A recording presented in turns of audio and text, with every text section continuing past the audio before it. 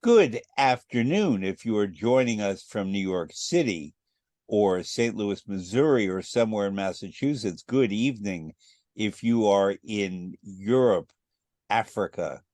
Good overnight if you are somewhere in Asia and Oceania. Good evening and hello to people all around the world who listen to Fred Plotkin on Fridays on Adagio, the place where classical music happens.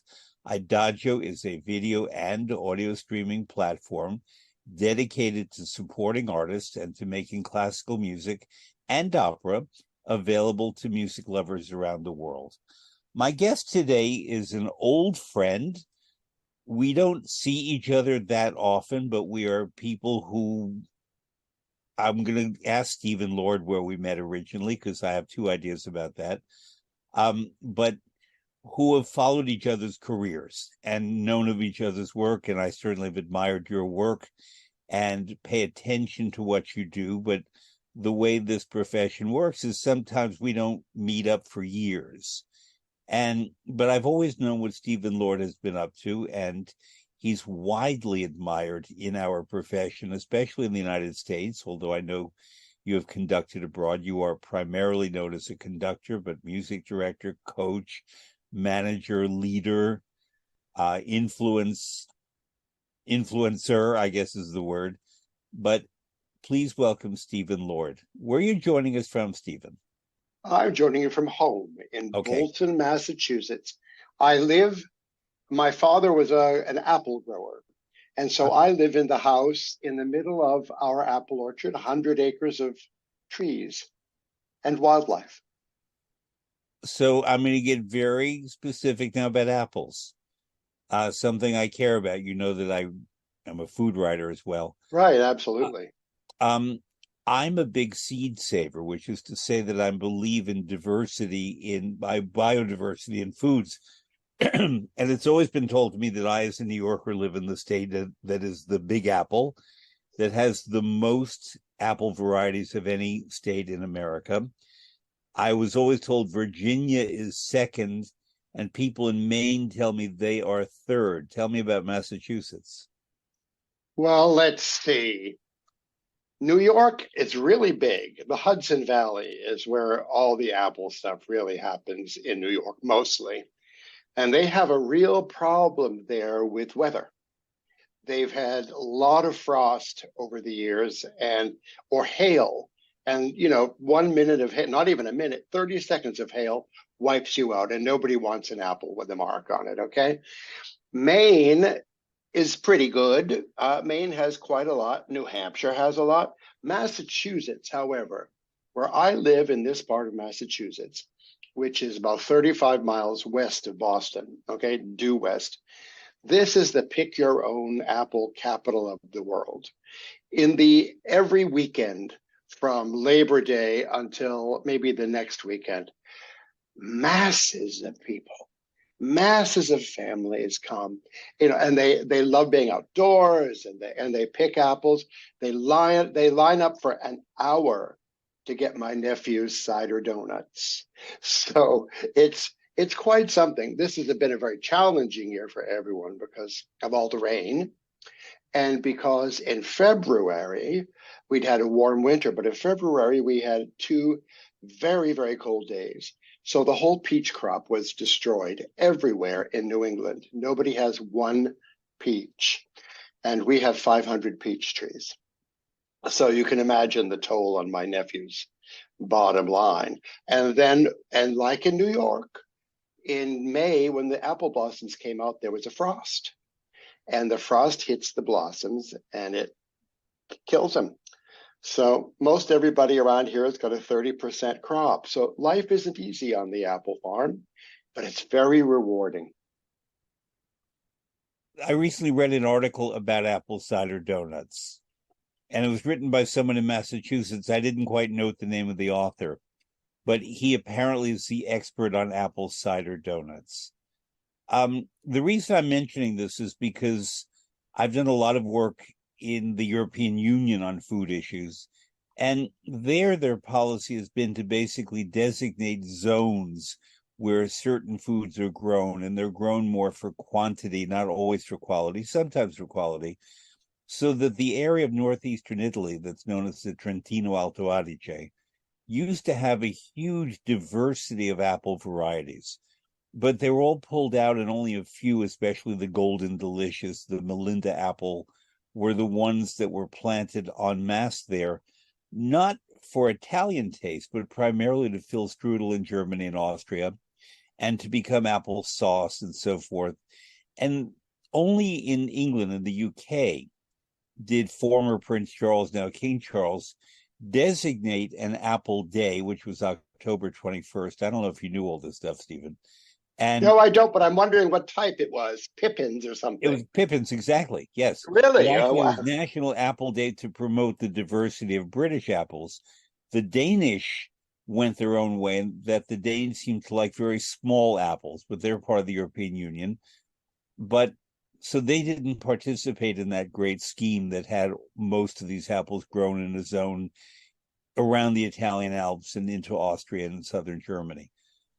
But the British have their National Apple Day, but America is really the place that has preserved apple varieties. California has the Gravenstein apple.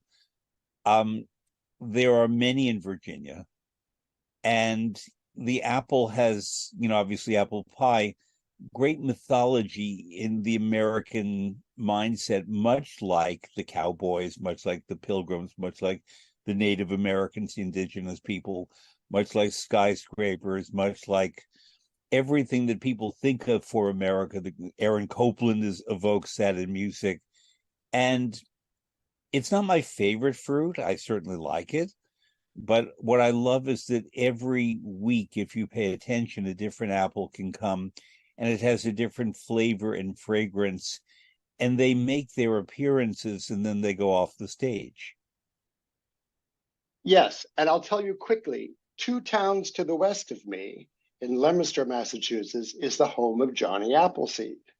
I know That that. That's what I was getting to. Oh, well, I beat you to it. Yeah, I heard an interesting thing the other day from University of Minnesota. To make a new apple variety, say the Honeycrisp, which is the big one right now, or Ambrosia, what they do is they take the two they want to mix, and when they bloom, they put a bag over one tree, or one how tree's not very big at that point, over one tree, so the bees can't get it. And then they take the pollen from the other tree and they pollinate tree one. And then they have to wait for it to produce apples.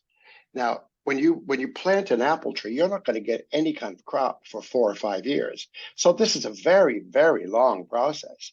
And if it doesn't work, it doesn't work. And of course, most of these varieties, like say Honeycrisp again or something, these are all grafted onto universal rootstock. So you can't plant a Honeycrisp seed and get a Honeycrisp apple.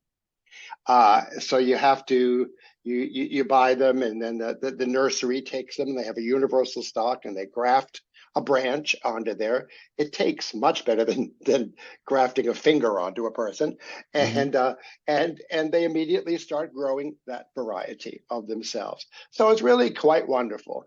I'm with you. I don't eat a lot of apples. My father never ate them, and yet he grew them.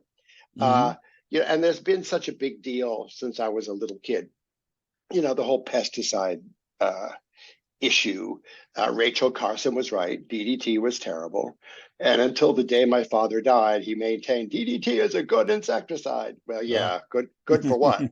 Uh, and now though it's so well regulated and it's really wonderful. In fact, America banned Alar. That was the big Meryl Streep thing. Banned Alar, and yet there Alar is used everywhere. It's used in So Europe. just because I wanted to find it, I was going to mention Meryl Streep. We're on the same page. The actress, led a campaign to have, quote, clean apples for children, because American children have what are called sippy cups, these little cups with straws where they drink unadulterated juice that goes right onto their teeth and rots their teeth, so they go right to the dentist. But this is nutrition for little children.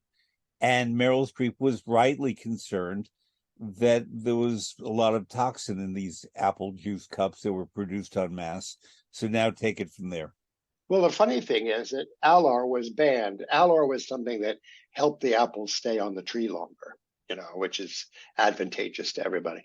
So Alar was banned in the United States after that, but it wasn't banned in other countries. And I find it ironic if you go to the grocery store and you pick up a bottle of apple juice and it says made from concentrate from Chile, Uruguay, Israel, wherever, the countries that haven't banned it. So the kids are getting it anyway. Mm-hmm. But that said, it's fine. Everyone is adjusted. And, I'm glad I wasn't in that part of the business. I was successful enough that when the business gets bad, your father asks you if you could help out a little bit. Mm-hmm. And of course you do, because it's your family and that's the way it is. As you So and I'm I going to both know. transition, always sticking with apples, Right. to opera. William Tell. No, And okay. not William Tell, although I knew you thought I was going to go there, but to the fact that I've done props and I've worked backstage in many opera productions, and many opera singers, for whatever reason, don't want to eat the food in front of them. Let's say Don Giovanni eating, or any character that eats and has to feast. So the secret that we know is that we often take apples and carve the apples to look like other foods.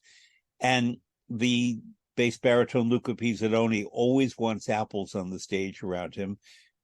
The singers find it very refreshing, and the apple goes down cleanly if you peel it. It doesn't get caught. Other foods tend to get caught in the throat, dry the mouth, get little bits in the teeth, and create problems where suddenly you're spitting out seeds on your colleague. But apples are the perfect food on the opera stage. And for another reason, Fred, Yeah. the most relaxing thing for the throat muscles is chewing. People say, it helps. Chewing, of course, helps with saliva, but the chewing muscles relax the throat. And so that's the other benefit of this for people as they're chewing the apple.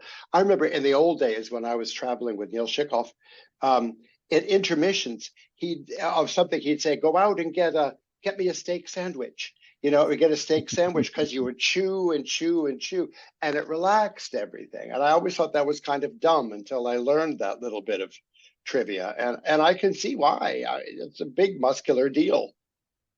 Well, Birgit Nielsen, in my experience backstage, never ate anything. She did plenty after, but she drank beer, and she would have a great big burp and a belch, and she sort of felt that that was clearing everything out. And you hear this earth-shattering, earth-shaking belch backstage before she go out and sing Brunhilde or Isolde. Can I tell a little tale out of school? Of course. One of my first jobs was working. Sarah Caldwell, well, there's a name for you. One Shutters. I wonder if my check ever did clear. Anyway, No. working for Sarah, I was backstage, and it was the first time that Shirley Verrett was singing the role of Aida, and Was Jim this McCrae. Boston Lyric Opera, or where would No, that this was the Opera Company of Boston. This was Okay. 1980, and the tenor was Jim McCracken, Liza Connell, Ferruccio, his U.S. debut. For Lynette Anyway, Belcamp? yeah. Anyway, so before McCracken would go on, I'd be backstage, and you'd hear this huge belch, and then you'd hear a huge fart. And he said, "If I can't have both, I'm jinxed." And so it was very windy back there, but he sang a great Rounder Miss. So there you are. Without getting too clinical, but did he use food or other means to achieve those emissions? I have no idea. Perhaps his Okay. wife's cooking. Sandra, yeah. I think He her name was he Sandra. yeah, he was in Boston. Maybe it was the beans. I don't know. Anyway, this leads me also to the fact that I'm trying to reconstruct where you and I met, and I have two possibilities. One of them is Boston Lyric Opera, where I Yep, worked a that's long it. time ago. Okay, the other would have been the Brooklyn Philharmonic. Were you there Nope, too? No, No. I was not. Okay. It was Boston Lyric Opera. Mrs. Del Sesto brought you in for Daniel one of those Sesto. Yep. deals. Yeah, Hmm. and we were all part of that. And I remember talking to you afterwards and just being charmed. You're charming, Fred. Okay. Just say thank you and move on. Thank you. Um, and but that would be 40 plus years ago, I think. No, no, no, no, no, no. I started there in 1992. 92. Okay. So And so it 30 would have been plus years. around the turn of the century. Yeah. Oh, Well, God. no, but I think I got there pretty early because I know this because I left the Metropolitan Opera full time. I continued to do stuff there, but I left full time in 1988. And for a couple of years after that, I wasn't doing much in the States. I was working in Argentina and Europe and Rome primarily. And then I came back to the States. So I would put it to early to mid 90s, I would think. Yeah, So, I think it could have been around an Elixir of Love production. I don't yes. know, because and that was with Greg Teray and Lisa Safer. I remember all my casts. Yep. And the company was just starting then, and to have was starting in its new incarnation, and having someone like you was so valuable to us, and Thank you. for the donors, and for because you're a star in your niche field, In my Fach. in your fach. Get the right. For listeners who don't know, Fach is a German word used in opera that means the naturally occurring repertoire in which the performer is most congenial. And for singers, that might be, let's say, a mezzo soprano, Frederica Bernstatte, Joyce DiDonato, who can go from the lyrical to the somewhat earthy, but not to the sort of chesty mezzo soprano of a Marilyn Horne or a Fiorenzo Cosotto. But so that would be one Fach. Another Fach might be Belcanto and so forth, and or dramatic opera, Italian and German mostly. Belcanto, there is a loaded term. We can talk about that at some point. Let's talk about it right now. Why is it a Oh, loaded term? because no one knows what it means. Everyone translates this word as, you know, beautiful singing. Well, sure, it means nice singing, but that's not what that school is about. In fact, when you have Rossini, Donizetti, Bellini, most of what they have in common is the last letter of their name. They're all quite different. Verdi and Donizetti they have something in common. The thing is that I find that the bel canto operas are incredibly theatrical, maybe even more theatrical than the later ones, maybe even more theatrical than Peter Grimes, in the sense that the composer, of course, people knew what they were doing in those days, but in the sense the composer got these brilliant words by Romani or someone, and they'd write the things, but they would not mark it. So they didn't write forte, they didn't write this, they didn't write all these staccato and these marks and all these things that came later as people tried to reproduce or what they thought was the piece. In other words, it's almost Monteverdian that the music and the words are that closely united. And in the same way, the conductor or the coach, if they're worth their salt, understand that these pieces are to be interpreted. These pieces aren't to be rewritten, but they're to have a point of view. For example, in the Norma and Adalgisa duet in Norma, Orion Branza, she sings one thing and then Adalgisa sings and they comment back and forth. Why? Why should they be singing in exactly the same tempo? They shouldn't. They're different people in different places in their lives. Our job is to ask ourselves, with the sparse accompaniment that's given to us, without a wasted note, by the way, there is not a wasted note, is to take that music and interpret it for the theatrical value that the note and the music has. It's why people find this music boring. And I find so many people say, if they bring you some score and you're going through it, and they'll say, oh, yes, but there are dots on that note. And what do you think those dots mean? Well, I don't know. They're dots. I mean, I'm talking about big artists, who can say, who look at the score and say, no, we have to do it as it is. No, no, no. It wasn't meant to be that way. And even someone like Muti, he'll change tempi and do whatever you have to do to make the theater. He's a very good theater conductor, to make the theater work.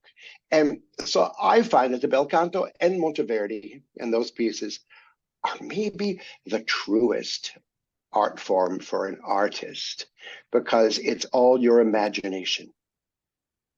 Do you know what I'm saying? So this leads to the delicate question of what if we have an artist in front of us who may have a beautiful voice and technique, but not much imagination. And her background may be such that there wouldn't be the experience to imbue the aria with something more than the notes that she can beautifully produce. Well, kind of disagree. There's opinion and there's truth. They're different. And there are options. I never tell anyone what to do, ever. Even when I was actively in career, which I'm not now, I never told anyone what to do. I would ask them what they want to do, and then I would ask them why. Why do you think? Why do you think the first note of the flower song, La fleur que tu? Why do you think he's starting an unimportant word on a high note? Go ahead, ask a tenor of that. Um, uh, do you know what I mean? These are the sorts of things that you don't tell them what to do, but you explain to them why you think it is, and then they can make the decision themselves. I don't like people in sessions to have pencils. I hate it when they write everything down. Write it all down so that they can paint by number. I'd rather we do it, have them get the original thought, which will stay with them because it's coming from them. I learned a lot of this from Renata Scotto. I worked with Renata tons, almost every day for several years when we were in New York at the same time. And I would come to her. I'm supposed to go coach her, but you go there, and unlike most Italian singers, she knew the music perfectly. I mean, she knew everything perfectly. Our job, and I was part of that, our job was to decide between many different ways to do things. And not when you're doing French, and to pronounce them was always difficult for her. But find ways to do things and then make choices that are the better choices, or validate 2 or 3 choices so that in the moment you might choose another one. Remember all the ornaments and everything in Handel's time. People write down these ornaments and they write down that ornament. That didn't happen. People knew how to do it. They knew how to fill notes in. They knew how to do that stuff. And so usually when people, rather than learn how to do that, or rather than use your brain and come up with something that's theatrical and musical, rather than do that, they write down somebody else's ornaments, which is just bad Handel in the end. The same thing with Rossini, the famous Rossini stuff. Of course, that's just a little different. But the point of teaching, and you can't be a conductor and not be a teacher. That's why you're called maestro, and you can't be a coach unless you can teach. The point of teaching is to lead people to the right answer. Was it Leonardo that said that the student that doesn't surpass his teacher wasn't worthy of his teacher? And when people will come to me and I'll say, why did you do it that way? Well, I like it. Okay, why? Why do you like it? Sounds better in my voice. Wrong. Why do you like it? And I find this is an enormous lack and it's becoming more and more and more so.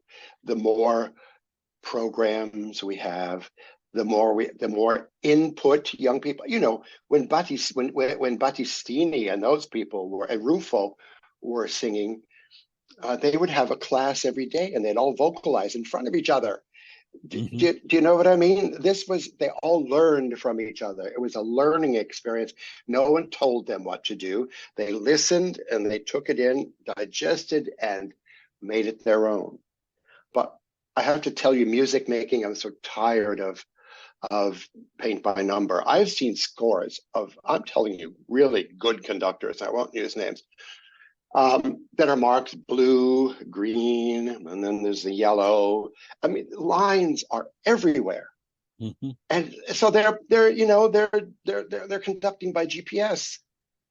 Another conductor I won't mention went to Eric Leinsdorf to study Salome, and his score had a lot of marks in it, and Leinsdorf took it away and he said, "Why don't you just learn it?" Think about that. That's a Mm-hmm. very profound thing. Why not just learn it? That's why I don't like pencils. Oh, the occasional pencil, of course, but just learn it. Go to your rehearsals when you're the conductor. Know the piece. Stephen, you must know the famous story about Eric Leinsdorf conducting Salome at the Met in rehearsal. Do you know this? No, was it with Rieseneck? I found Sal, you it with no, her. Sal, well, it was actually, but Salome, the opera has the five Jews, the five Hebrews, and they were in rehearsal. They were rehearsing one of their scenes, and Leinsdorf was working with the orchestra, and he put down his baton when that part of the rehearsal was done. And Leinsdorf said, "Okay, the Jews can leave," and half the orchestra got up and left. True story. Oh yeah, absolutely. I would that speaking of that section in Salome, which I got to tell you, I love conducting Salome. Done a lot of performances of it, and it's hard, and that's why I like it. It's hard because it's written to prose, not to poetry, so the Mm-hmm. phrases are all kind of weird. Christopher Keane, may he rest in peace, who was a really great friend of mine, said when you get to this section with the Jews, don't look up till it's over. Just don't look up till it's over. You just beat one sort of thing and have it happen, and when it's over, you're glad. Another friend of mine who was did a Herod with me once was one of the Jews in a very famous orchestra with a conductor who always conducted from memory, and but not Toscanini's memory, right? And so I said, "Well, he cue all the Jews? I mean, that's hard when you cue all the Jews." He said, "Oh yeah, he cued every single one of us, and it was all wrong." So it's one of those things you just have to learn it. But to go back to Leinsdorf, learn it. Well, Stephen, in a way, our current conversation has linked two things together that I wanted to bring up.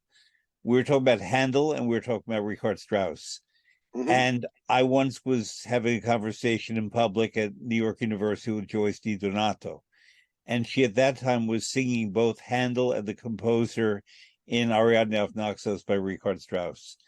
And she was describing very eloquently, but very directly, because she's a great teacher, how the freedom she feels in Handel for the lack of markings, as opposed to, let's call it, the constraint with the security that comes in Richard Strauss, who everything was so profoundly indicated in his intentions that she did what Strauss wanted, whereas with the Handel opera, she sang what she felt and brought a lot more of Joyce DiDonato to that music than, I won't say than she could have with Strauss, because that's wrong, but than she did when she was following Strauss's markings.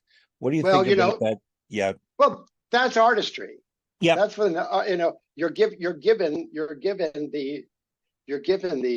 empty, you're given the canvas, Mm-hmm. and they tell you to draw, to paint a horse, paint a tree, and you'll all paint a tree differently, but it'll still be a tree.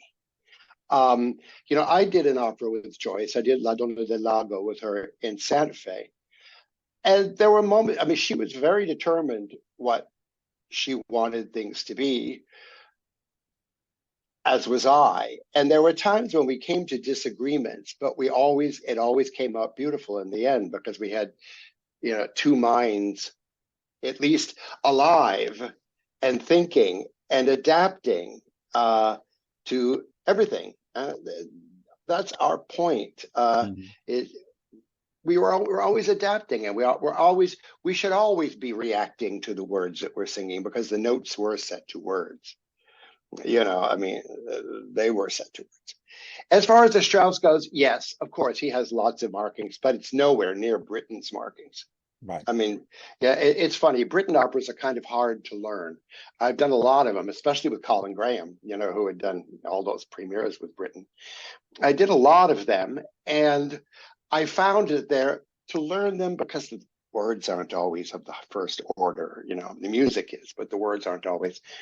Once you've learned them, they play themselves. It's kind of, if you just do it, it plays itself. Of course, if you have a Vickers personality, that's going to show through, and he didn't do the markings, as famously Britten remarked.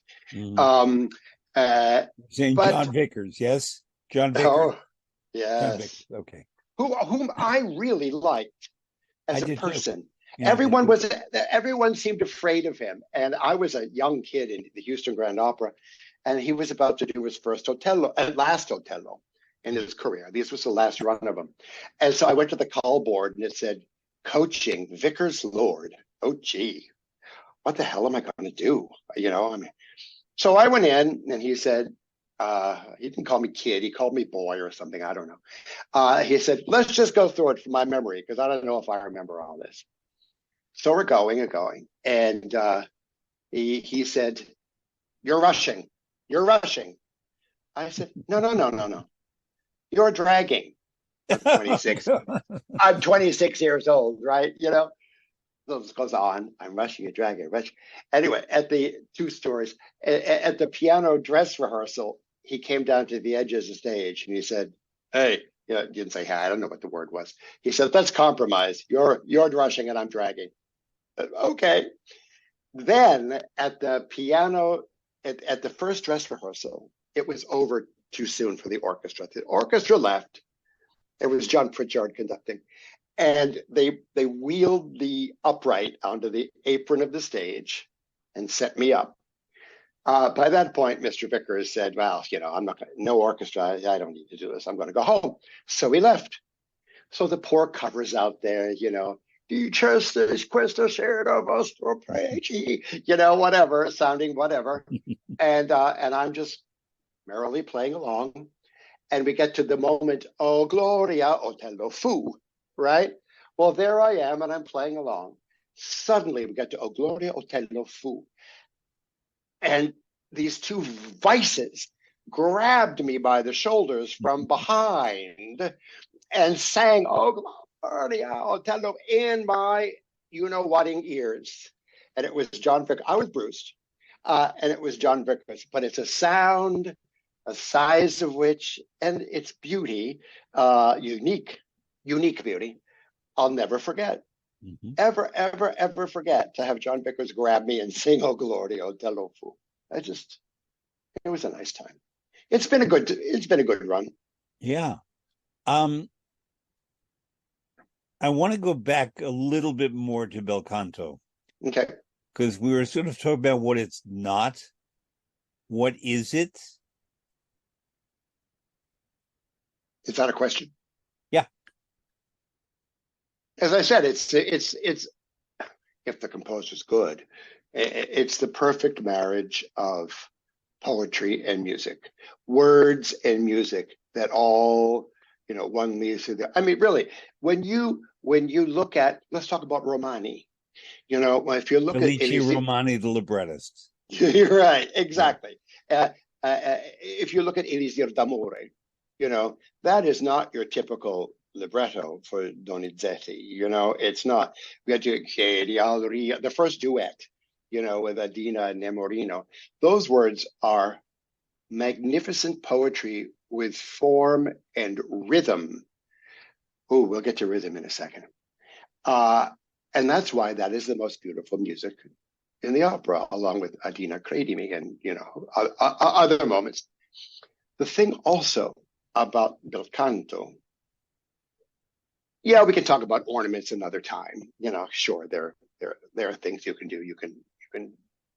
Phil Gossett and I did the Malibran Puritani. We did the first time in the United States, and we put ornaments in whatever. Well, so I do want to define, Stephen, because you and I know what we're talking about, but listeners may not know. Who was Philip Gossett? Who was Maria Malibran? Dr. Philip Gossett. Well, he was the preeminent musicologist. He was also dean of the University of Chicago. Preeminent musicologist. He was in charge of getting all these projects, the Verdi complete critical editions and critical editions of everything else. And Rossini, he was big in the Rossini stuff, and probably one of the nicest men you'd ever want to meet. Ever, ever, ever. So incredibly generous of his time. Sadly, he died early of a strange neurological thing shortly after we did our Donna del Lago. But I enjoyed Philip a whole bunch. What was I saying now? I was into something, Fred, before I got on to Philip Gossett, Maria Malibran. Oh, and Maria Malibran. Okay, so Maria Malibran was a very famous singer of the time of Bellini, and everybody, Puritani was his last opera. But because of reasons of the censors, every city had its own battle with censors, and there were things, because it takes place in England when there's a civil war going to happen and blah blah blah. The censors blocked a lot of it out, but she had beautiful music and she wanted to sing it, and so Bellini went to Naples and basically simultaneously with writing the original one, rewrote it. Did he really rewrite it for Malibran because her voice was a little lower? Not really. He took the big aria down, a minor third, and the end of the opera is different. But this lay dormant forever and ever and ever. And I was reading on a beach in St. Thomas. Sounds luxurious, doesn't it? I wasn't paying. I was reading a book on Bellini, and they mentioned this other Puritani. And I happened to know Phil Gossett. And so I wrote to him and said, what about this thing? Can I do it? And he said, well, it's more complicated than you think. And so therein we started a search. It had been done in Italy one time with Ricciarelli in the 80s or something. And they made an odd little recording of it, but it wasn't complete. So Phil filled in a lot of the blanks. And for example, now, the opera used to end rather abruptly, kind of like the opera La Sonnambula does.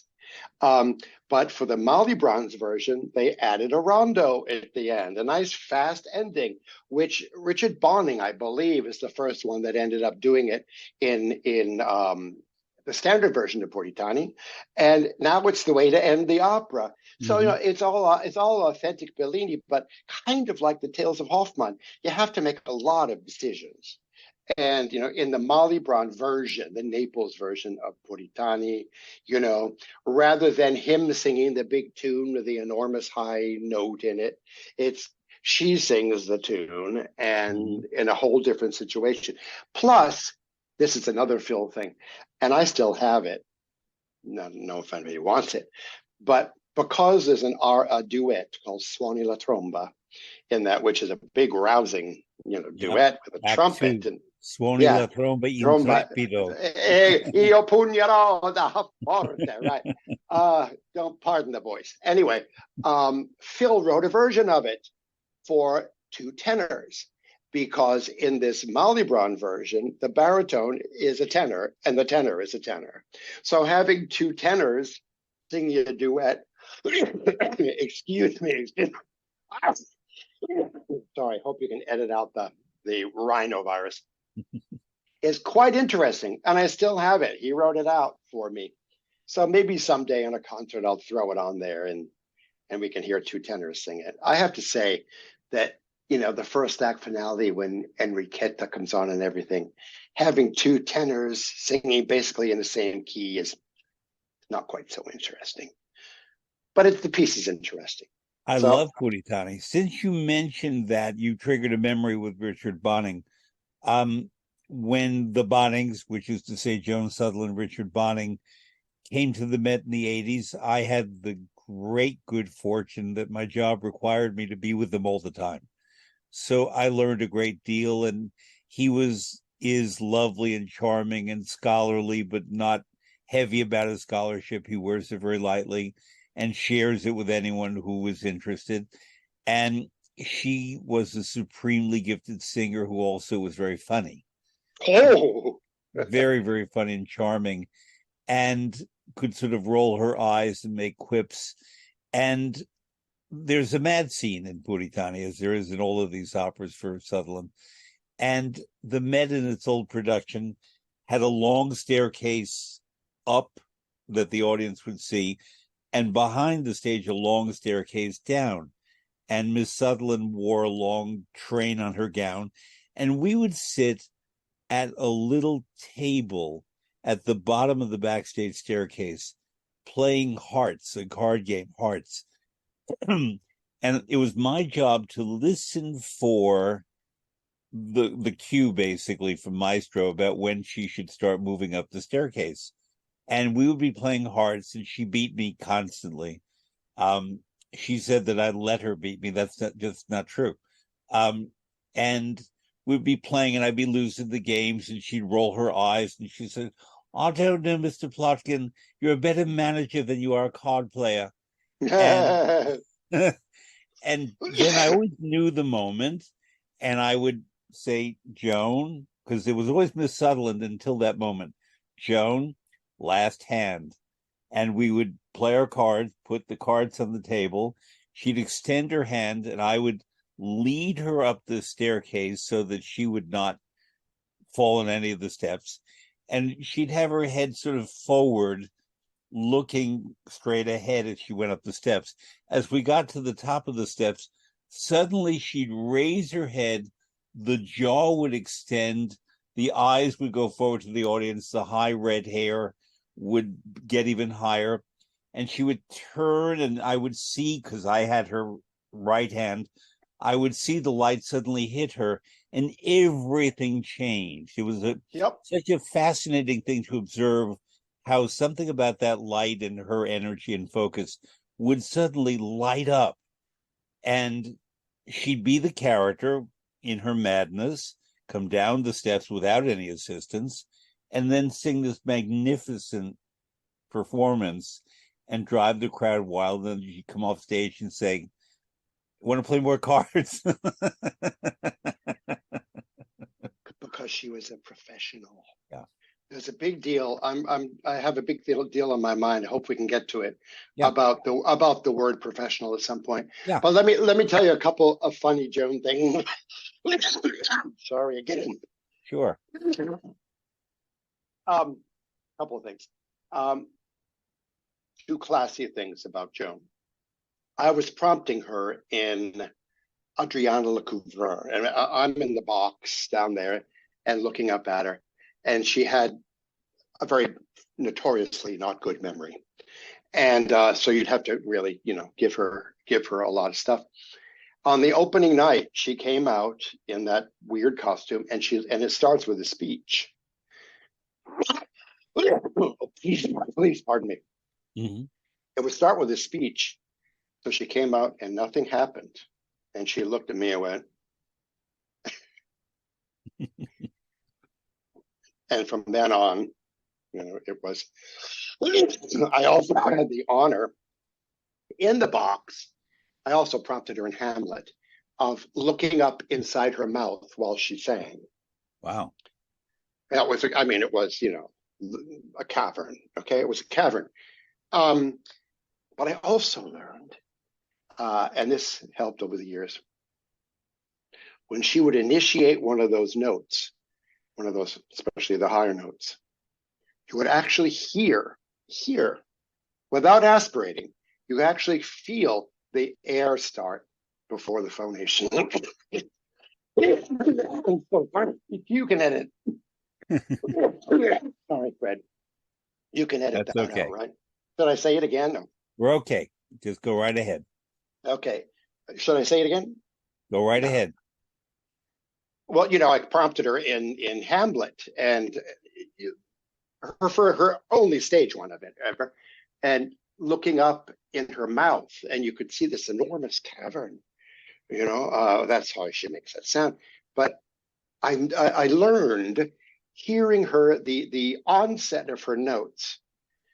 She didn't aspirate the sound, but I could actually sense the air coming before the chord struck, which is why she never had that glottal about her voice. It was always, that way, kind of like Bergonzi, if you want to think about it. Mm-hmm. Carlo Bergonzi, he too always sang on that,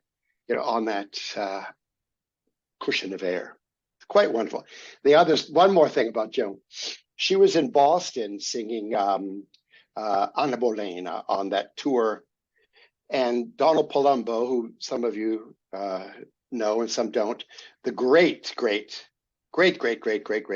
chorus master at the Metropolitan Opera, who's now going to retire. Donald still lived in Boston, and we've been friends for 100 years. We invited Joan and Richard over for Thanksgiving dinner. They were here at Thanksgiving. And I said, I lived on an apple farm. And so I had my mother make an apple pie. And that was great. And I brought that. And, Donald and his now husband, John, and Richard and I and Joan. Anyway, we had a wonderful day. I went to the performance 2 days later. And I went backstage to greet her before the show was over, not before it opened. Knock, knock, knock. Who is it? It's Steve and Joan. I'm in my slip, but it's okay. I had my mother with me. And we walked into the dressing room sorry. Sorry, Fred. That's okay. I'm getting over this thing. Take care. Okay. Maybe you need some apple juice. Yeah, maybe I need some Drano. I'll go back. There we go. I went to the performance of this Anna Bolena, and I went backstage beforehand to see her. She and Richard were in the same room. And I knocked on the door. Who is it? Oh, it's Stephen. Said, oh, come in, but I'm in my slip. Okay, because, for those who don't work backstage in opera, that's nothing. We see each other in various forms of undress, and no one pays any attention to it. Maybe today they would, but that's a whole other story. So she opened the door, and I was with my mother. I'd taken her to see it.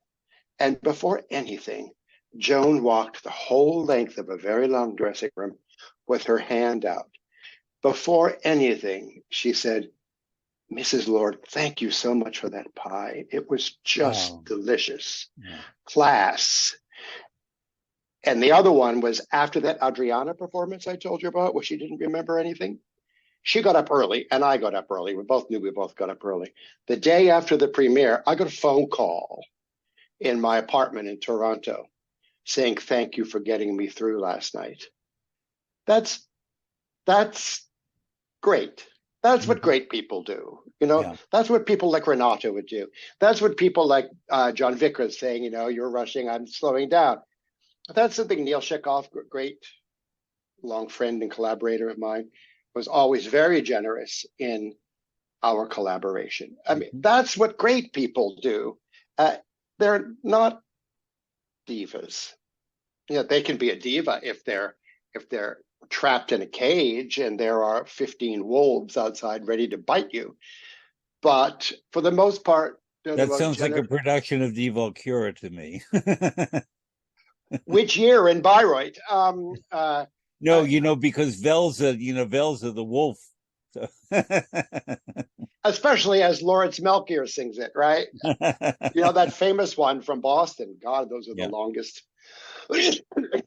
Anyway, sorry, I have to do it again, Fred. That's okay. It's been 3 weeks. Oh, dear. And my mother got it, and she has COPD. Oh. So she's still really suffering, but that's life. Yeah. Anyway, so continue. Those are my Joan stories. So I'm going to make an observation about the Bonnings that I think is a very positive one, but one that bespeaks a different time. Um, on this program about a year and a half ago, on December 16th, which was the birthday of not only Beethoven but Noel Coward, I did a program about Noel Coward and had people on from the Mint Theater in New York, Jonathan Bank, who specializes in that. Yeah, And Noel Coward was a great friend of Richard Bonning and Joan yeah. Sutherland, and they lived I near think each other in yeah, they Switzerland. lived near each other in Switzerland. They were like next door neighbors. Isn't he And the reason they bought the house? yes, Yeah, right. and she sang Noel Coward's songs. There's a recording, and they visited him at his home in Jamaica. And Noel Coward was very much the theatrical animal being, and he was always on the road and always had a sense of performance, but always in his head working on the next thing, and was profoundly creative. And I always found that if I was with the Bonnings for a running of an opera from rehearsal through the 5 to 8 performances, by about the sixth performance, they were sort of chomping at the bit to get to the next place. Oh yeah. And they were anticipating wherever they would be. It might have been home back in Switzerland, or their children and their child and grandchildren in Sydney, or it might have been the next engagement in San Diego or Barcelona or wherever. Um, and I always had that sense with them that once they were ready to go, they were sort of out the door. And they had their communities in different cities that they enjoyed being with. They had a wonderful friend in New York named Martin Waldron with whom they stayed. And I was a little part of that circle, and a lot of people were. And we sort of knew that once they were on their way, they were on their way. Right. And And their great friend Chester, don't forget. Chester, of course, Right. yes. Yeah. And but she liked certain kinds of shopping. And she would ask me, would I take her shopping in New York? Now, most of the great divas, you'd see them in the fancy boutiques and buying silver and diamonds. And you used to see Crystal Ludwig walking on 59th Street, New York, looking at antique shops. Joan Sutherland liked a store called Gimbel's, which was a Oh middle yeah. class department store. And we would go to Gimbel's and she would buy all kinds of things, uh, under underwear, things like that. And she said, you know what the best thing about the United States is? No, what? Fitted sheets, because apparently where she grew up, you'd have to fold the bottom sheet and the top sheet. In America, we had fitted sheets. And I can't tell you how many pieces of fitted sheets we would buy at Gimbel's Oh yeah. that she would, Sure. use for the home she'd stay in, for her home in Switzerland, she'd send to Australia to the children. And it was so interesting because it humanized her in a way that not only was this person who could walk on stage and sing like no one else ever, in my experience, but off stage, she was not falsely humble. She had a good sense of herself, but he liked going to archives and reading about Massenet, but she liked going to Gimbel's and picking out fitted sheets. And it was very Yes. human and very endearing. It's she was just she I don't think she ever changed from when she was young. Mhm. She retained that ethic. And of course she was a singer, and of course all those things and all the things that go with it. But she always remained humble. And she could speak not as badly as a sailor, but she could, tell her jokes every now and again. And yeah, sure. No, a wonderful those were wonderful periods. When we're young, we were both younger then.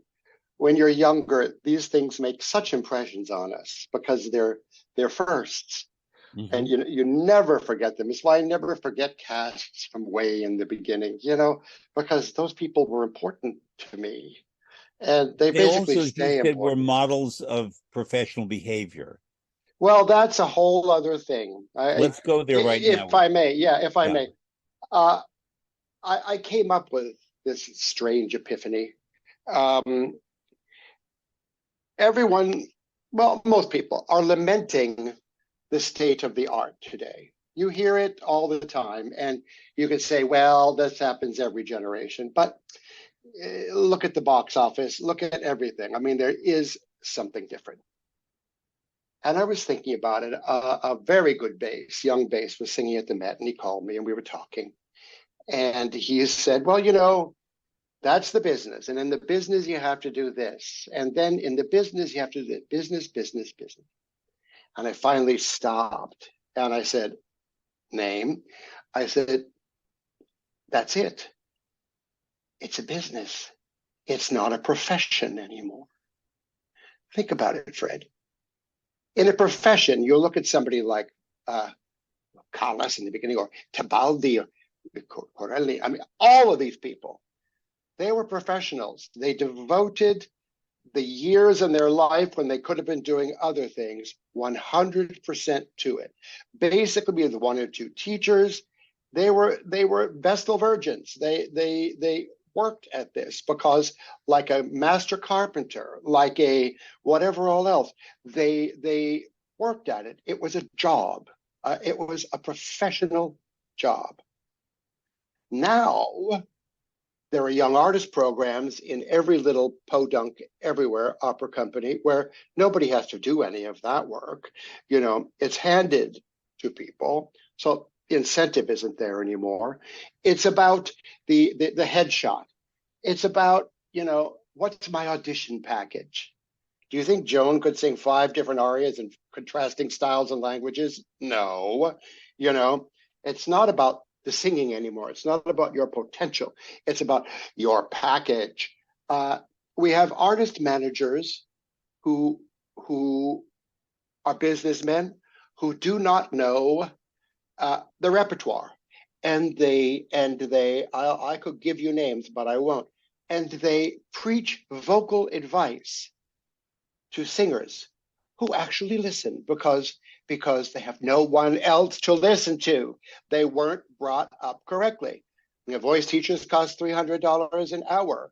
That's not the kind of investment that a professional makes. That's the kind of investment a businessman makes.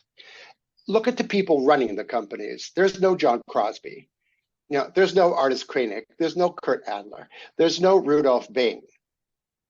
We now have people who are businessmen because we're worried about raising money, worried about our box office. Someone I know very well coming up who runs a company, ran a company, whatever, bringing up the casting for Rigoletto. One of my colleagues said, well, why don't we just get Cornell McNeil? And this person said, do you think he's available? Okay. It's funny. For listeners, Cornell McNeil was a wonderful baritone about 40 years ago. Exactly. He was dead. He'd been dead for 10 years. Yeah. The deal is, this is what we deal with. And everybody wants to do the fun stuff, the casting, the this, and look at the designs. Who cares about the fun stuff? The fun stuff is when the product, like Leinsdorf said, learn it. When the product has integrity and you've devoted oftentimes your childbearing years, your marriage years, your everything. And, you know, Richard Tucker coached every day and basically with one guy. But now these people hear from their voice teacher, they hear from their manager, they hear from some intendant, they hear from somebody that's running their young artist program. They get all this advice and they don't have enough background to understand and how to choose. That's why I say I like to give people options and let them choose, so it's theirs.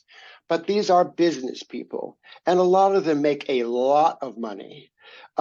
Maestro Ricci in Rome, Anna Moffel told me this. She said that he charged $25 an hour to coach her. This was Luigi Ricci, right? Yes. Yeah. And, you know, he charged $25 an hour. I had a lesson with him in about 1975. Well, yeah, but he was who he was, you know, and he's a Chinese guy and whatever. But Sonny Joy Langton went to him, oh, I don't know, after that, after Anna, oh, maybe 15, 20 years afterwards. And he was still only charging that. Mm-hmm. He was a professional. Yeah.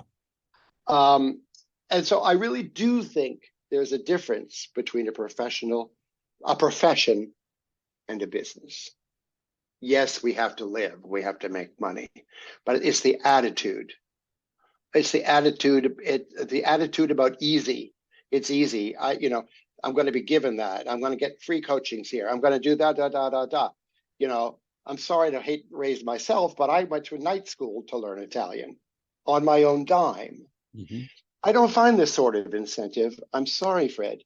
Maybe you do, and I'm glad. And I don't mean to be negative, because there are people out there who are really good professionals, young professionals. And some of them I've mentored, young conductors. I've mentored real professionals.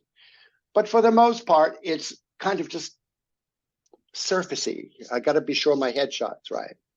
I got to work on my aria package. That goes back to the very beginning of what I kind of asked you about Belcanto and about working with singers. That if I say that, what if she brings a beautiful voice and a great technique and so on, but doesn't have something else there, something to communicate? And it's the same thing that many singers now and people in many professions are raised to basically market themselves and have the goods, so to speak, but not have the specialness, which leads me to Luigi Ricci. For people who don't know, he was a direct disciple of Puccini and passed along a lot of what Puccini taught to him. And I was there. I'm not a singer, but early on, I would go and take voice lessons, not with the intention of singing, but to know what singers had to do, because I was going to work with them as a director and a coach. So I needed to know what they had to do and what they couldn't do. And Maestro Ricci, we did this in Italian, kept referring to the term la fiamma, which means the flame. And La Fiamma was also the symbol of the fascist party in Italy. And I wasn't quite sure, I was 19, what he meant about fascism. But I came to understand that what he meant was it's more like a torch than a flame. And that Puccini passed the torch. And it was his job, Maestro Ricci, to pass the torch and to light that torch in others, who would then go and light the torch with others. And I would like to think that I took some of that mission from Maestro Ricci and others, but he articulated it for me. And I've never told this story before about him, that it was about igniting something. Flame is light, it's knowledge, it's continuity, it's warmth, it's illumination, it's all those things. And for him, it was a shorthand to say La Fiamma.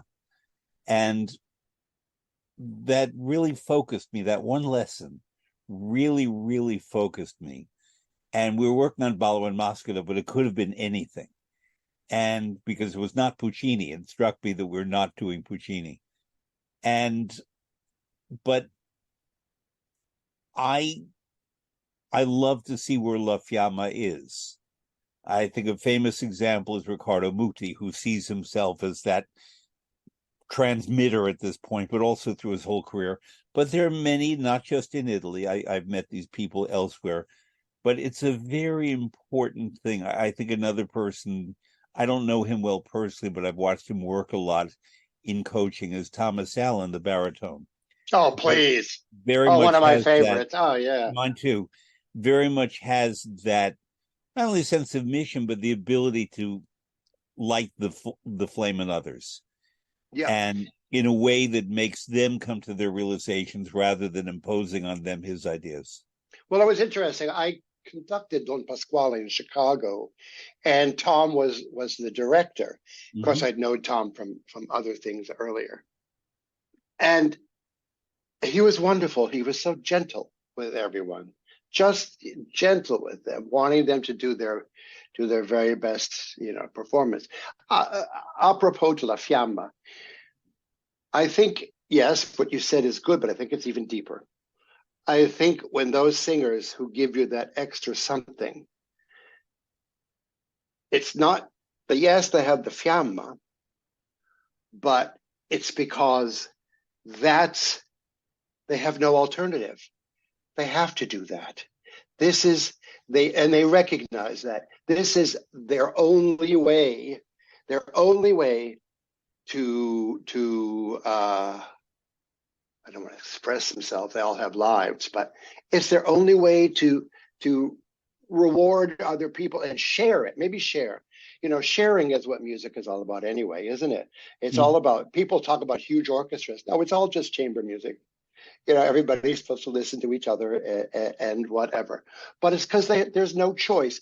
I remember I was maybe 29 and I living in Houston, and I was at a party, and I said to this guy, I said, "Oh, I don't know, maybe I'll just go work in a hardware store." He said, "No, you won't.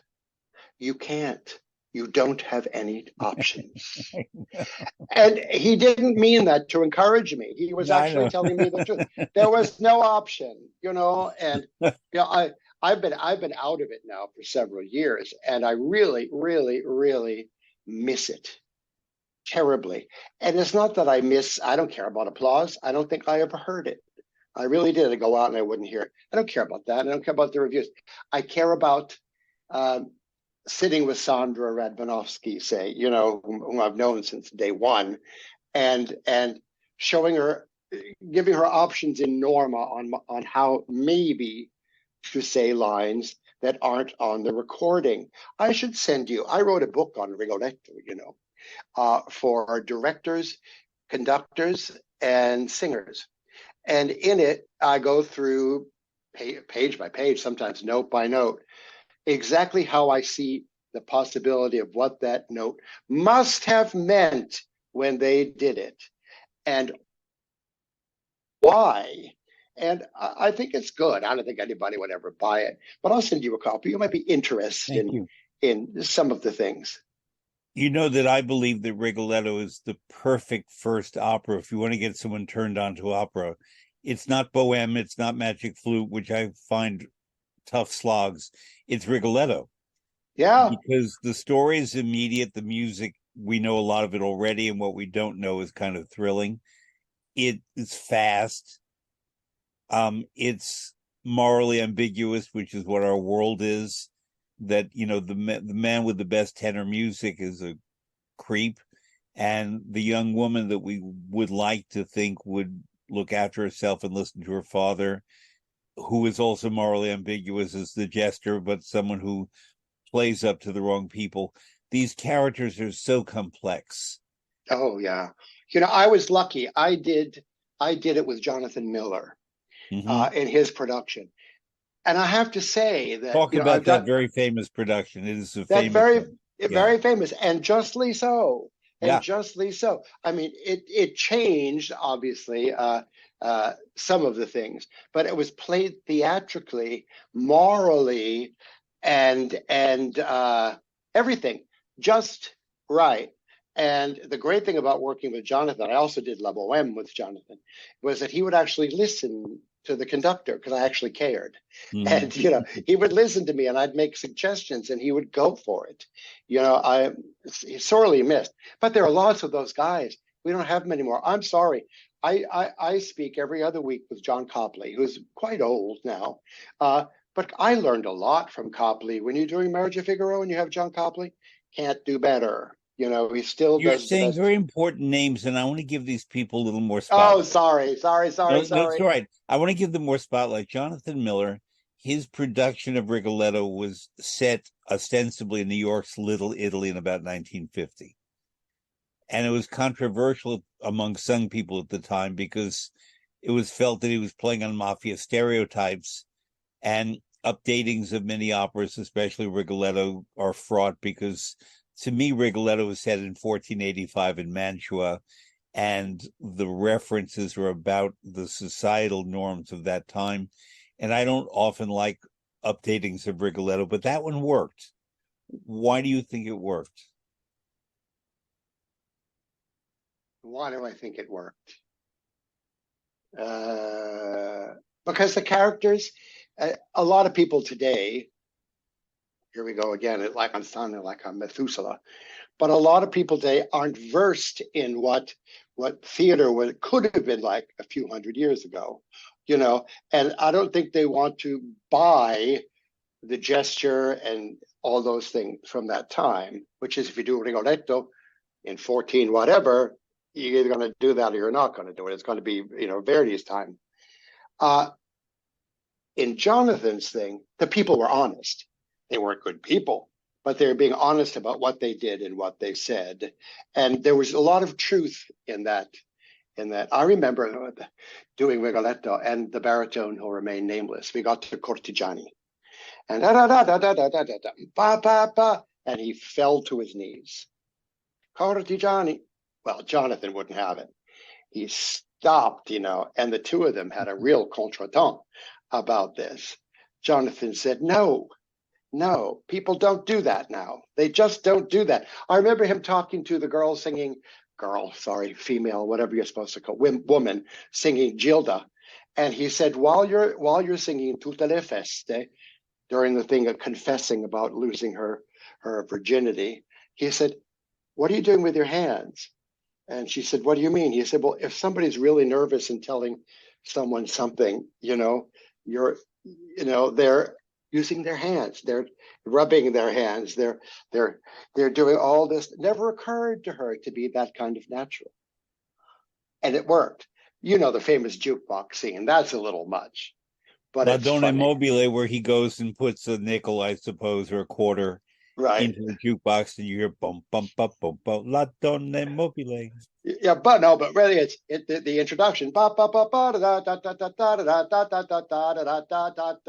It stops in the middle, and it's kind of like the record stuck, and then the Duke pow on the jukebox, and it picks up again, like you might. I mean, that's what one would do anyway with a jukebox, but it always got a laugh, and it was a good laugh. And why shouldn't everything should have a little laugh in it somewhere? Even Forza del Destino has laughs in it if you do it right. Fra Melitone. Yeah, exactly. But the thing about Miller is I found in so many of his productions certain kinds of emotional detail. He directed at the Met Le Nozze di Figaro, which is to me one of the hardest operas to direct, and I thought he did a great job. And I always noticed that the Countess Almaviva had an infant, and it suggested to us that she'd recently had a child, obviously with her husband, the Count, but that he was already out and about and pursuing other women. And because she was the Countess, she could hand the baby off for childcare elsewhere.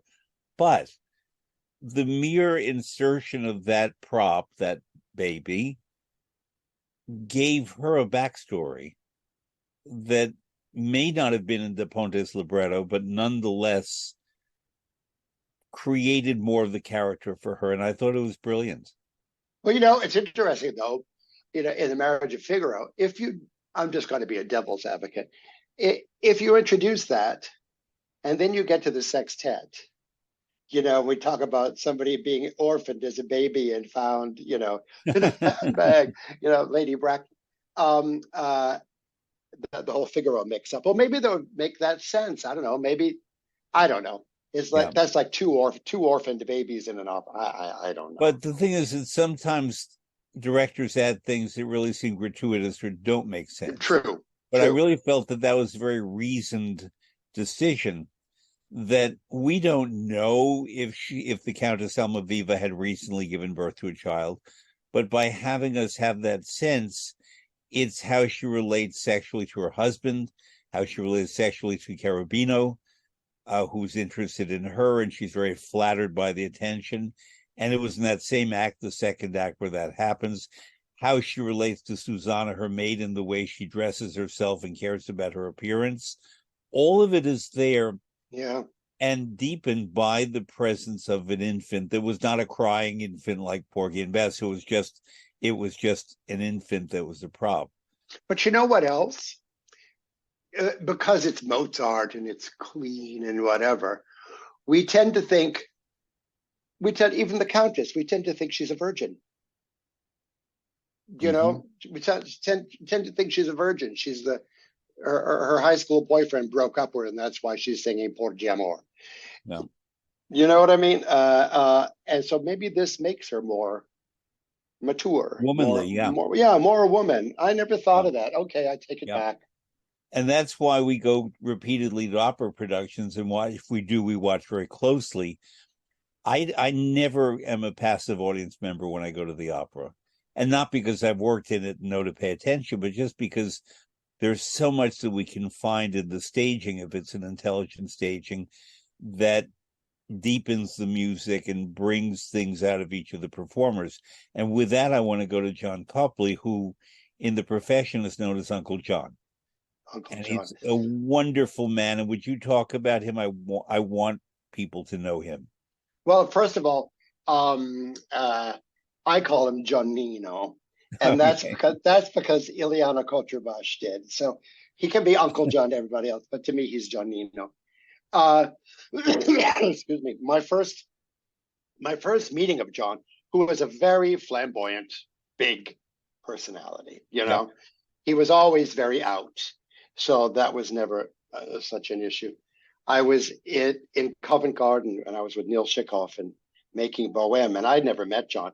And I was sitting next to Sir John Tooley in the stalls, and this guy came over. Then the head of Covent Garden, then Right, of the right, Royal Opera. Yeah. right. And then this guy comes over and he leans over and he slaps John Tooley and he says, "You can't have him. He's mine." Who is this person?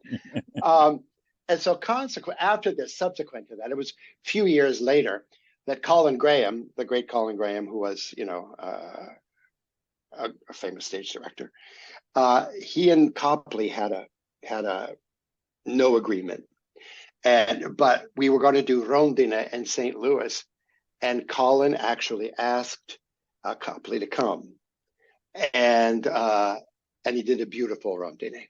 So then I spent a lot of time with John, and then I brought John to Boston, and we did Figaro, and then John is the one that got me into ENO. I mean, he's been a big champion of mine, and I of his.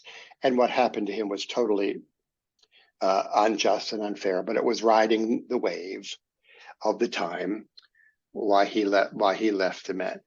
But yeah, I mean, look, we all have checkered pasts. None of us is completely clean. John was at one point, he drank, and his sponsor, I believe this is right, his sponsor at AA was Anthony Hopkins. Can you imagine? Mm-hmm. And then that was over, and some people thought of him as the old John, but I always knew him as the new John. Gentle, kind, loving the music, music. And he had done everything at Covent Garden for years and years. So he had great relationships with Schulte, especially. And, he has and had a lot of knowledge to pass on to other people. Mm-hmm. And of course, now John just turned 90 and his eyesight is gone. And, he's what not happens to 90-year-old people. But there's a whole group of us that get together pretty regularly because we love him and speak with him via Zoom from all over the world. These people are from all over the world. That's how much we care about him. And I can't say that would happen to too many other stage directors.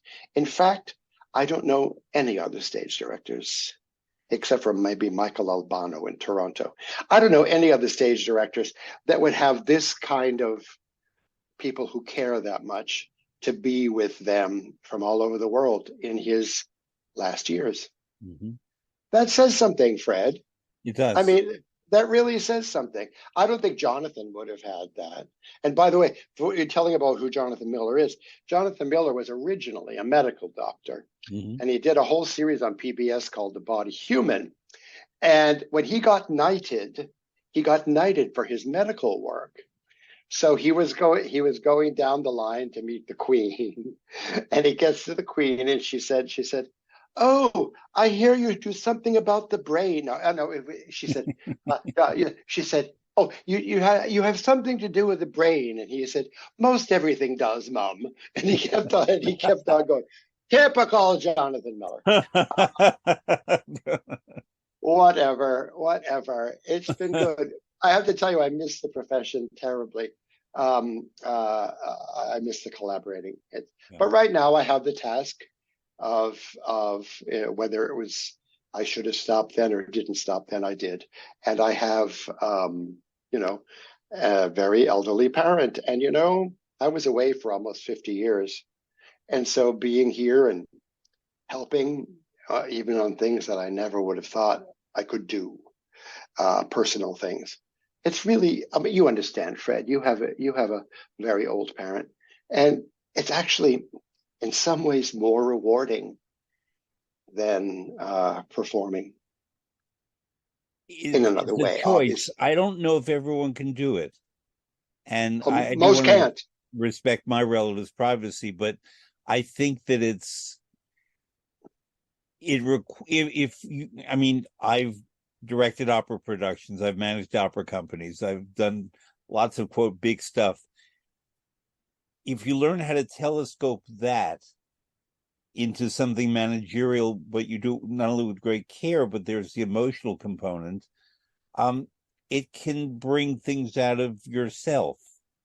I mean, I tried to manage here's something funny. Many years ago, certain singers said to me, "We like working with you because you are fair and kind. You're decisive, but you're fair and kind."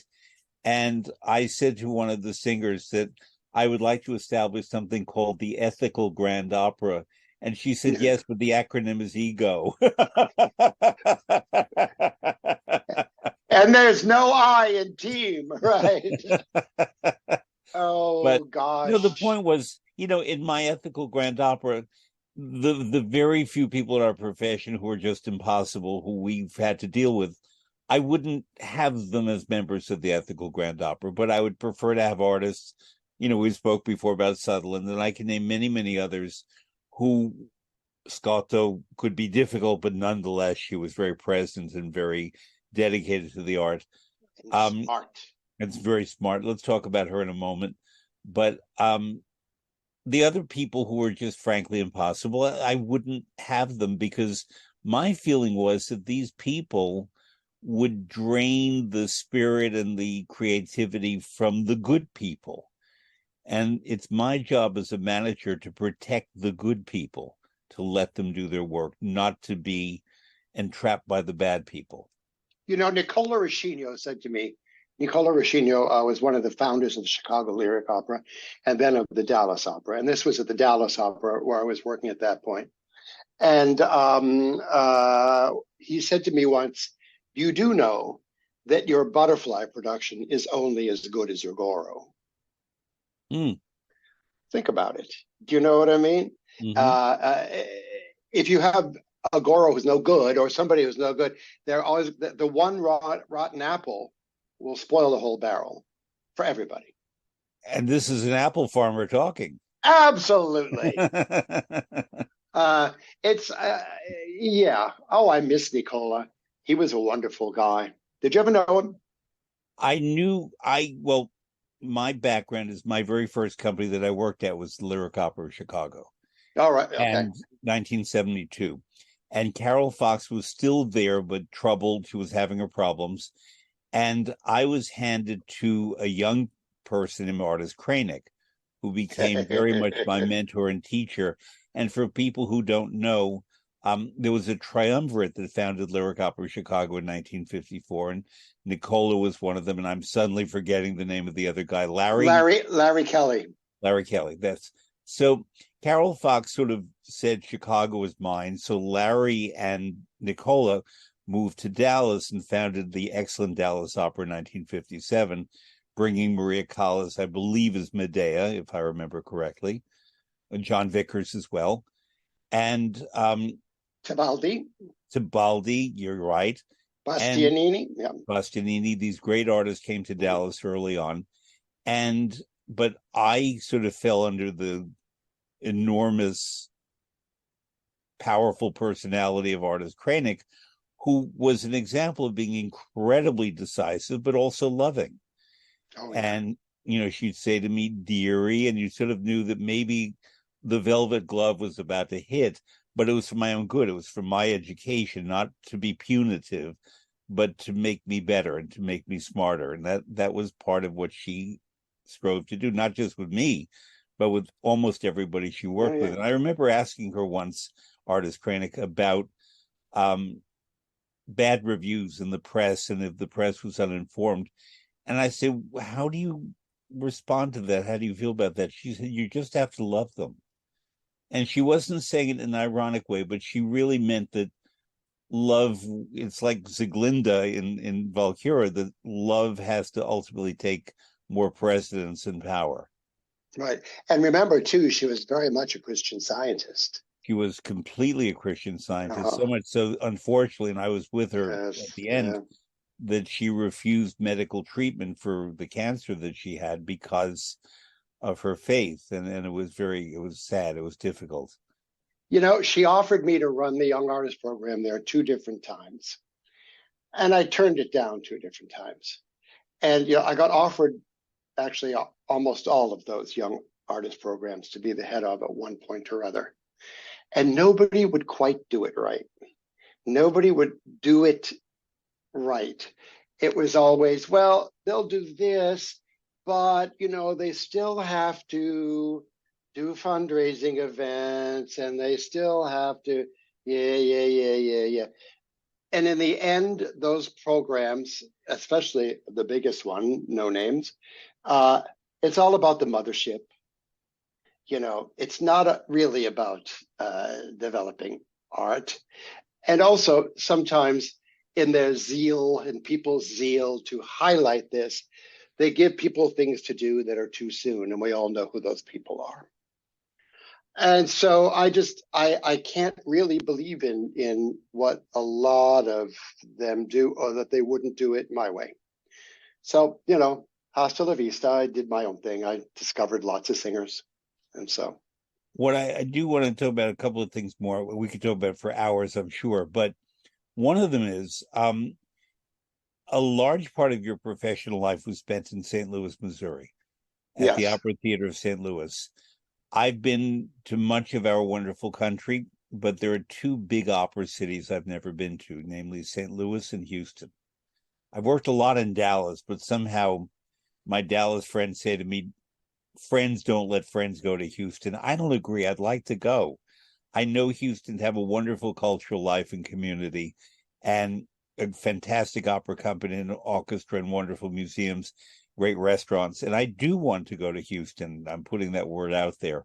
I've never been. And St. Louis is famous for its festival that does operas in English, even if they're not written in English. And in that way, it's akin to English National Opera in London.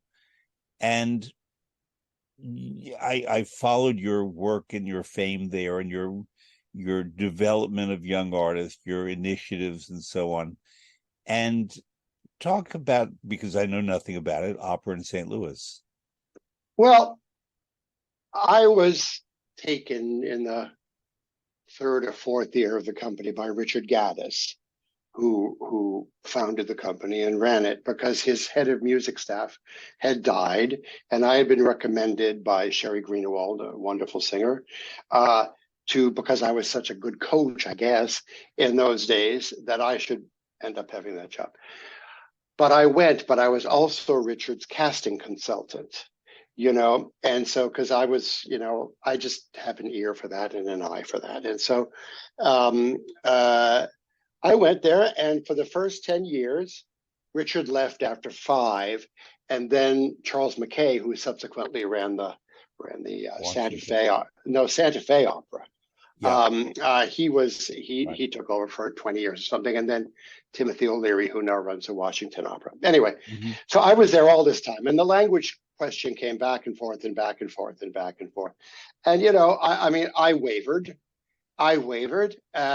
Everybody said, "Oh, but you bring in somebody from Canada who's French Canadian, and they're singing with an accent." Well, so did Maria Callas. I mean, people sing with accents. I mean, it's just how it is. Leave it alone. We resisted titles for a long time, but then they started doing titles. Anyway, we've been very lucky. We had the St. Louis Symphony. I had Donald Palumbo as my chorus master for 10 Wow. years. I mean, that Wow. was luck. I brought him from Boston. No one knew him yet. Oh, Richard Gaddis. He said, you must find me a course master, my dear. And I said, okay. And he said, well, I'm thinking about X. And I said, oh, really? Well, there's this guy in Boston. I think you really ought to give him. Okay, we'll try him. But if he's no good, it's on you, my dear. Mm-hmm. Well, I guess we showed him.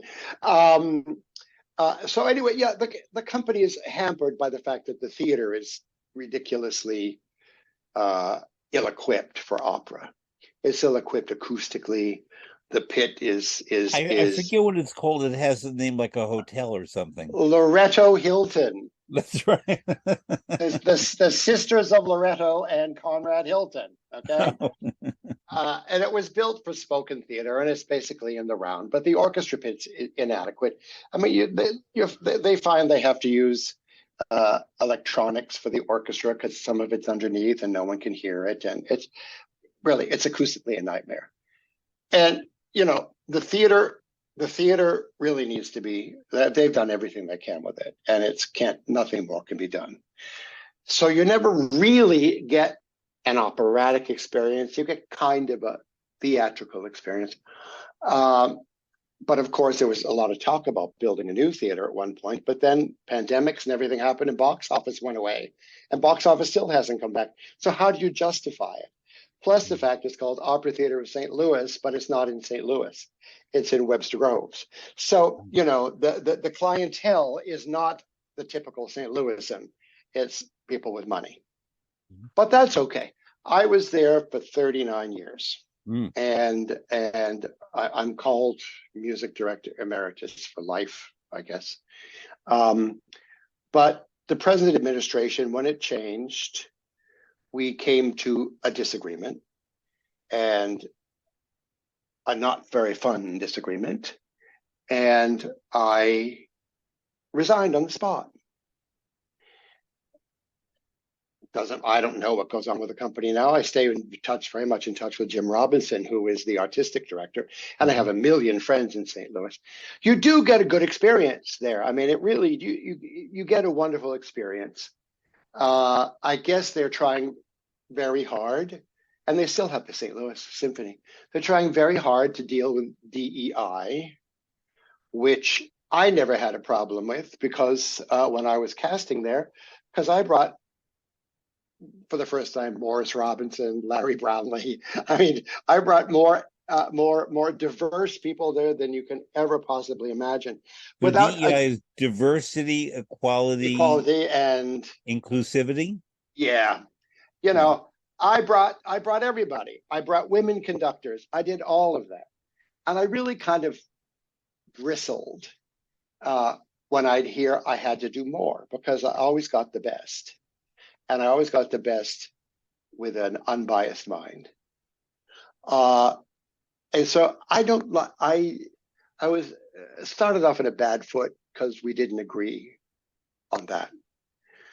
However, we did have, I don't know about now, we did have an incredibly high musical standard. I don't know any other summer program, including the Santa Fe, that had a overall musical standard. Santa Fe had a lot of star conductors. We had our share of them, but the Santa Fe. But the general everything, I think, between Palumbo, modestly myself, heads of the company who had musical backgrounds, whatever, I think we all did pretty well, and we all did it together. Mm-hmm. But, after 39 years, the writing gets on the wall. And I'm sorry, if I get done wrong, I don't need that. Mm-hmm. I just don't. I wish them the very best. I mean, one of our friends that I helped cultivate there, her money, no one knew how much she had. And she died 2 years ago and gave them $45 million in cash, not stocks that go up and down. Mm-hmm. Cash. That's the kind of devotion that people. You must have had a mighty big mattress. A very big mattress, and no one ever knew she had that kind of money. But my favorite productions there were a Little Night Music that Isaac Mizrahi directed, And then Sweeney Todd with Rod Gilfrey and Karen Ziemba, and just some wonderful, wonderful, wonderful. Regina, when I had Susie Graham and Jim Morris. Mm-hmm. And I mean, I had top A-list people there. It was just really wonderful. I did some great things there. I learned a lot there. I owe them a tremendous amount, but the company as it is now isn't for me. But it might be for someone else. So I encourage them to go, and we did a lot in Detroit when I was music director in Detroit. We did a lot for my few years there. But when it got time to go, it was my decision. I said, David DeCure is dead. Wayne Brown's going to retire. It's time for new people. And so they got Yuval Sharon, and one of my mentees, Roberto Kalb, who's their music director. He just did the San Francisco Frida piece. He's having a big career now, and his wife Mane Galoyan is already a star in Europe. So I wish them. Roberto and I were like father and son, and good. It carries on. I do have some sort of legacy. That's La Fiamma. La Fiamma, exactly. Yeah, that's what it is. I know I have La Fiamma. I know that. And even sitting here talking with you, I'm reviving. I come alive when I can do, and so do you. But isn't it when Turandot, what comes alive at night is sangue, fuoco. It's ice. I should know these by now. Yeah. And Turandot. Yeah. But the flame, the ice, and the blood, right? Yeah. The question is, do you say the Do you say the T or do you not say the T? Turandot with a T. Yeah. Although many Italians say Turandot. I know. But that's because the original, it was based on Gozzi. Yeah, right. Turandot with a T. Yeah. I want to, speaking again of La Fiamma, I want to go back to Renata Scotto because you mentioned her. Yeah. Because a lot of what we've been discussing today, and for listeners who don't know, she was one of the great Italian sopranos. She died pretty recently. And I worked with her a lot. She was very headstrong, but incredibly talented. And I once did a presentation with her at New York University in which we sang and taught and so on. And we had microphones there because we were doing live streaming. And she pushed the microphone away. I don't need this. And I said, well, actually, you do. It's not to amplify you. It's to record you. I don't need it. I'd be heard in the room. So some of the sound on that recording of her is not so great until I put it back in front of her. But one thing I asked her that night was, I said, you are justifiably famous, not only as a great singer, but as a great actor. What did you learn about acting from stage directors? And she said, I learned nothing from stage directors my whole career. Everything I know about acting, I know from conductors and coaches. What do you think she meant with that?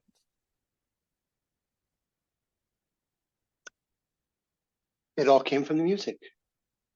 She didn't, you'd be coaching her, you and the thing. And, people made fun of her hands often, whatever. She could not sing without involving herself physically. She just couldn't do it, That just it wasn't her. I remember doing what were we doing? We learned Tosca together and Manon. At one time she did it. Anyway, during Tosca, we would talk about it, and I'd say, remember, you got to do this here, and remember to do that there, and whatever. And she thought about it, of course, whatever. But interestingly enough, the big recital she did with James Levine at the Met, and she sang the Liszt Petrarchs on it. Well, I had prepared that recital with her, and she wanted me to go on tour with her. But the first one was at La Scala, and I was busy. But anyway, doing the Petrarch sonnets, she was very word-oriented. And so, I'd be playing, and we had trouble being together because she wanted to say the words as they came, and that is not exactly how Liszt said it. No. But as we coached, she would coach without the music. She knew the music. She'd coach with the words in front of her. She would she would be singing from the libretto. That's who she was. She Mm-hmm. got it from there, you know. And of course, you get a lot of advice from conductors, stage savvy advice. If you watch the Lucia from Japan with Bergonzi, when they're wonderful, never sing into the costume of the person next to you. If you have a big phrase, step back so you can do it. And step back, this I discovered. Step back so the breath you take is from the back of the room. So you're breathing the air in from the whole room. A lot of singers just breathe here. Front, But yeah. if they breathe from the whole room, then they give to the whole room. So it's those sorts of things. And then you just it's like conducting. I mean, what great conductor took a lot of conducting lessons? I don't think any of them. Toscanini didn't, I certainly couldn't Schultz. tell you. Exactly. They just kind of dance until the music's over. But it's how they dance, and it's the gestures they give and the expression that they give. And also they have to have basics, clarity. But basically it's the music coming out of you. People, I never once in all those years of conducting had an attitude from any musician ever. And sometimes you do, or others have. I've seen it way too often. It's because you treat them as if they're all soloists, and you treat them as if you're making music together. And one of the things I always said to conductors I've worked with, never say I want. Never say I want. Always say, we might try, we should do, but it always has to be all inclusive. So they feel they're making music with you, not, I want you to follow my stick. Mm-hmm. Why don't you come onto my beat a little bit more? But, that other stuff, it kind of worked for Toscanini in his kind of way. And of course, no one was ever better than that. But, I remember Carlos Kleiber saying he thought he had no technique. Did you hear the Yeah. music that came out of him? Mm-hmm. The music that came out of him? Do you think Karajan doing this? Think that was technique? No, it was music. Anyway. I'm going to say something that you and I know and many opera lovers know, but not everyone knows if they're not as into opera as we are. That a conductor who leads an opera performance, he or she must lead the music as happening in the pit, but also be involved in the drama and the work of the singers on the stage, and often of the chorus. I have seen a couple of excellent symphonic conductors, one of them no longer with us, the other still with us, who are brilliant at conducting orchestras. And in opera, I say they conduct symphonically, but they don't really work with the singers or the chorus, or some of them can with the chorus because they conduct Mahler and Beethoven choral works, or Brahms. But the details of conducting opera that James Levine knew very, very well, that John Andrea Nozeda now knows incredibly well, Fabio Luisi, another, certain conductors really know how to conduct opera and symphonic and know the differences. Talk about some of the nitty-gritty, the nuts and bolts of conducting an opera as a conductor, where let's say let's pick an opera. You want to pick Fidelio, maybe, because it's big choral, it has soloist, it has no. orchestra. Let's say Otello, maybe. Otello, okay. Otello. Okay, let's say okay. Otello. Okay. First of all, you have to know the theater. You have to know theater. You have to know how it works backstage. You really do. But there are certain things that are non-negotiable when you're the opera conductor. And by the way, there's a reason you get the last bow. Stage directors get an opening night, but we always get the last bow because we make it possible. I think conducting opera is basically working in the triage unit because any second something could go wrong, and you have to have an answer for it because it's live performance. And if you're not on your toes every second, it can just totally go awry. And so you have to know the piece well enough so that you can fix anything, and the orchestra has to trust you well enough. Anyway, there are non-negotiables. Non-negotiables. You have to have enough light. You have to have enough light. And this is something people don't think about. And I would get to the theater always to say, no, no, no. And they say, yeah, but you don't have any hair back here. The light shines off your head. I don't care. I mean, I really don't care. I care that I can see the music, the musicians can see me, and the people on stage can see me. So, deal with it. Sorry, this is not a movie. The other thing is you have to know enough. The chorus master, if you have a Palumbo or a Banaglio or somebody, they know how to mix them. That's not a question of, how are you going to put them? And you defer to them, by the way. That's why they're called the maestro del coro, That's why. The conductors that get involved with the chorus, not a good idea. You have something, you tell them chorus master, they do it. But where they're placed, you have to know that. You have to know before you walk into the rehearsal how the backstage is going to work, how the stage is going to work. These are all things that you need to know that make you different from the symphonic conductor. The symphonic conductor goes like that, and they expect the offstage band to be right. We'll do that at the end of Bohème and see what happens. They expect the singer because of the singing mechanism. I've tried to help singers to sing on top of the beat. Most singers want to sing with the beat. They want to sing with the beat. You can't because of consonants, etc. And acoustically, how sound carries, you always have to ride the rhythmical wave. Do you remember the old TV show, Hawaii Five-0? I remember hearing of it. I never saw it. Well, it starts off with a huge wave and a surfer on it. The surfer is not in the wave. The surfer is at the head of the wave, is ahead. So if you sing Rain Yabanel, see, it's nothing. You have to sing Rain Yabanel, you know what I mean? Mm-hmm. We don't speak like robots. And when you look at note values, and this is what symphonic conductors don't get, certain syllables take longer. Certain everything takes longer, or takes shorter, whatever all else. You can't dictate beats to somebody who's singing a singing line. As long as they are rhythmically riding what you're doing and you are supporting them. You support them by giving them the wave to ride on.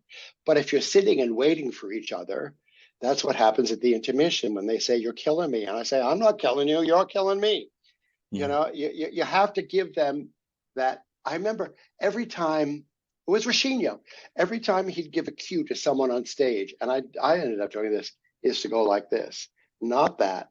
Extend your hand as if you're inviting them to join your program already in process. That's something that a symphonic conductor doesn't know. Or if you see something in staging that's egregious, that's totally egregious. People singing up to the thing, no one can see. There's no, there's such a dependence on monitors. Yuck. There's all that stuff going on. If you don't understand that as you're conducting a piece, that you can say to the stage director, no, doesn't work. And you have to have the cojones to do that. You have to be able to say, hey, you leave, and I got to run this thing after you're gone. And if something just doesn't work, I'll change it after you go, which frankly is my prerogative, to be sure that the performance is good and is full of integrity. Those are the sorts of things that these guys don't learn. And also, most of them didn't learn by starting where Antonino Volto started. Or where Serafine started, where Toscanini started, where people started either at the piano or someplace, so they can watch it happen and start and decide what's working, what doesn't. I never had a conducting lesson in my life, but oh yeah, Leonard Slatkin told me how to make a retard once. Uh, uh, but I was assistant to great people. And you'd ask yourself, why did Charles Mackerras do that? How do you give an upbeat and an accompanied recitative, which most of them don't know how to do? You know what I mean? That's how you learn. And these guys don't learn that. Mm-hmm. They just don't learn that. And that's too bad because they're talented, but you don't just conduct. And you got to show up. You have to be there for the rehearsal periods, so your input means something. You can't just come in 1 week before. You can't, because how are you going to adapt everything that's going on to you, including makeup? I'm sorry, including makeup and wigs. Mm-hmm. It's especially difficult with Black people. Black people are hard to light in the Sparafucile scene. It's very hard. You got to be sure that you have to be sure that the makeup on everybody is of a type, or if the eyes are too hooded. I don't conduct voices. I conduct eyes. Mm-hmm. I conduct eyes and mouth.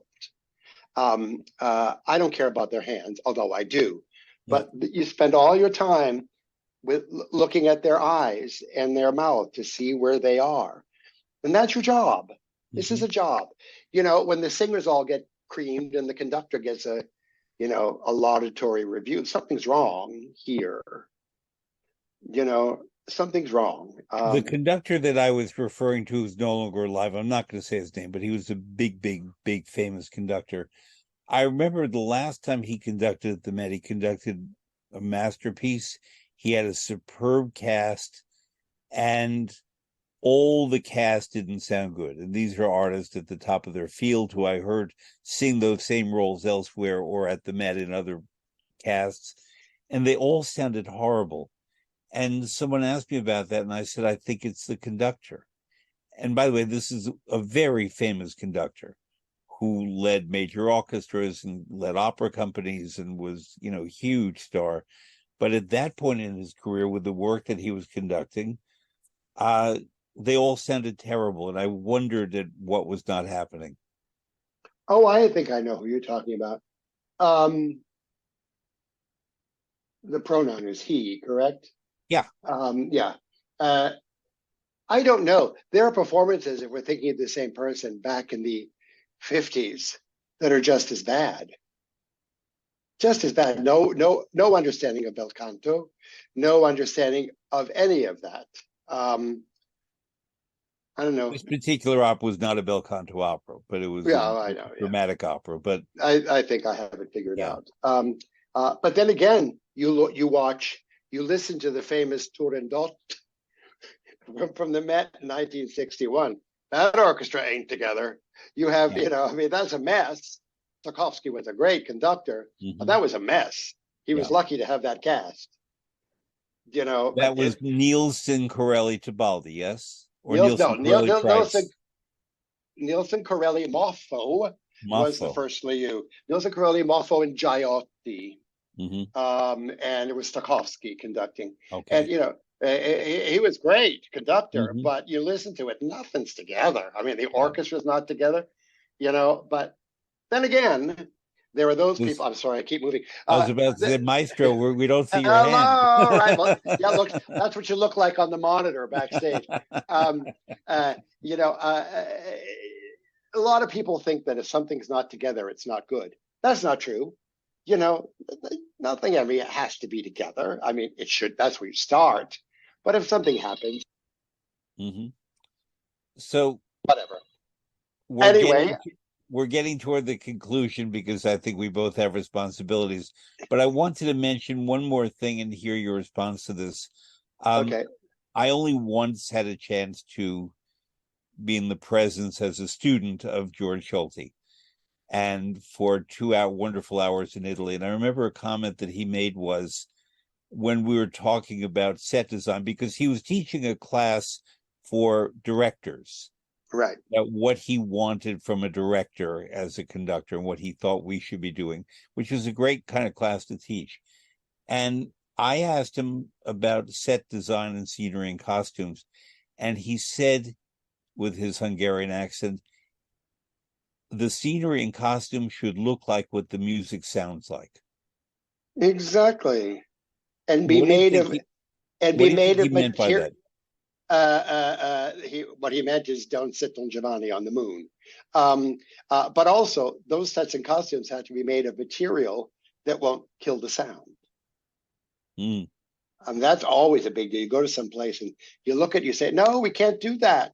That's why you want to see production stuff before you start it. You can't have everybody way upstage and have, velvets everywhere. No, no, no, no, no, no. You got to be careful about all that Mhm. stuff. Fred, I'm being summoned by my charge. I just I got a understand. page, as you would know My very well. best to her. Stephen, thank you for what I think was a couple of hours of wonderful lessons that I want everyone to watch when this is broadcast, of course, Good. but it'll be available for people to see after, because there's so much to know and learn. And as Michelangelo famously said at the age of 82, ancora imparo, I'm still learning. And Exactly. And hey, Pope, where's my money? No. but yes, there's La Fiamma, which is something I profoundly believe in, but I feel nourished when I learn. And to be able to pass things along, I need to keep learning. And I learned a lot today, and I thank you for that. To you and everybody. Okay. Best of luck, and I'll be in touch soon. Thanks, Fred. Thank you, Stephen. Bye. Bye-bye.